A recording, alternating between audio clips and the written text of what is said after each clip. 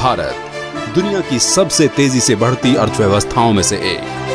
लेकिन इस उन्नत बढ़ोतरी के साथ साथ तेजी से बढ़ रही है उसे बल देने वाली ऊर्जा की मांग।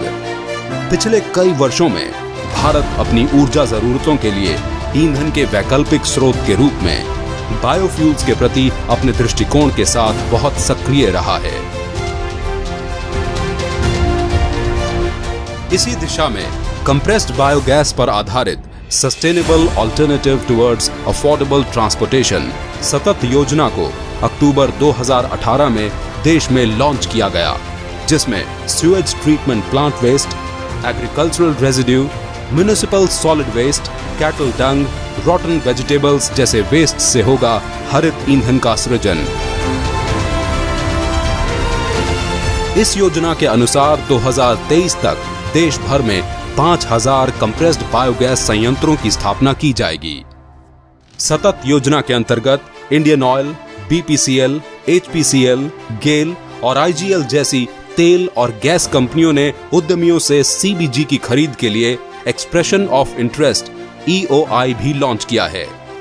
सीबीजी परियोजनाओं की आसान फाइनेंसिंग के लिए भारतीय रिजर्व बैंक ने सीबीजी संयंत्रों को ऋण देने के लिए प्राथमिकता क्षेत्र में वर्गीकृत किया है। इसी के साथ भारतीय स्टेट बैंक पहले ही सीबीजी परियोजनाओं को वित्त देने के लिए एक विशिष्ट नीति के साथ सामने आया है। भारत में जैविक खाद को बढ़ावा देने के लिए और सीबीजी प्लांट्स के बाय प्रोडक्ट्स जैसे फर्मेंटेड जैविक खाद की बिक्री बढ़ाने के लिए कृषि मंत्रालय ने उन्हें उर्वरक नियंत्रण आदेश में शामिल किया है, जिससे इस जैविक खाद की बिक्री पूरे देश में की जा सकेगी। भारत सरकार के प्रयासों के अलावा सीबीजी पहलों को बढ़ावा देने के लिए कुछ राज्य भी आगे आए हैं। इस दिशा में कई राज्यों जैसे पंजाब, हरियाणा और उत्तर प्रदेश ने सतत योजना के कार्यान्वयन और निगरानी के लिए राज्य स्तरीय समिति का गठन भी किया है। इस पहल में अभी तक 5 सीबीजी प्लांट्स ने सीबीजी सप्लाई शुरू कर दी है, जिनमें से हैं IoT बायोगैस प्राइवेट लिमिटेड का नमक्कल प्लांट, जिसकी कुल क्षमता है 16,000 मेट्रिक क्यूब। इस प्लांट में चिकन लिटर और प्रेस मड को प्रोसेस करके सीबीजी के उत्पाद के साथ साथ उच्च गुणवत्ता वाले जैविक उर्वरक का भी उत्पादन हो रहा है। Noble exchange environment solutions private limited का पुणे स्थित प्लांट, जो हर वर्ष तकरीबन 2,37,250 टन म्युनिसिपल सॉलिड वेस्ट और फूड वेस्ट को प्रोसेस कर रहा है। इन प्लांट्स के अतिरिक्त गुजरात के खेरा जिले में स्थित गोवर्धन नाथ जी एनर्जीज LLP का प्लांट, जिसमें गोबर का उपयोग करके 21,000 मेट्रिक क्यूब बायोगैस तथा सूखी एवं तरल खाद का उत्पादन हो रहा है। इस सूखी और तरल खाद का उपयोग किसान सीधा अपने खेतों में कर रहे हैं।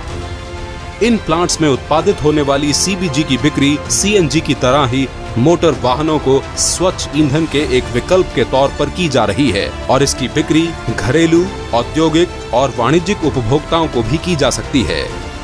सतत योजना से म्युनिसिपल सॉलिड वेस्ट प्रबंधन बेहतर होगा, ग्रामीण क्षेत्रों में निवेश बढ़ेगा, पराली जलाने में रोक लगेगी, रोजगार सृजन होगा, किसानों की आय में उन्नति होगी।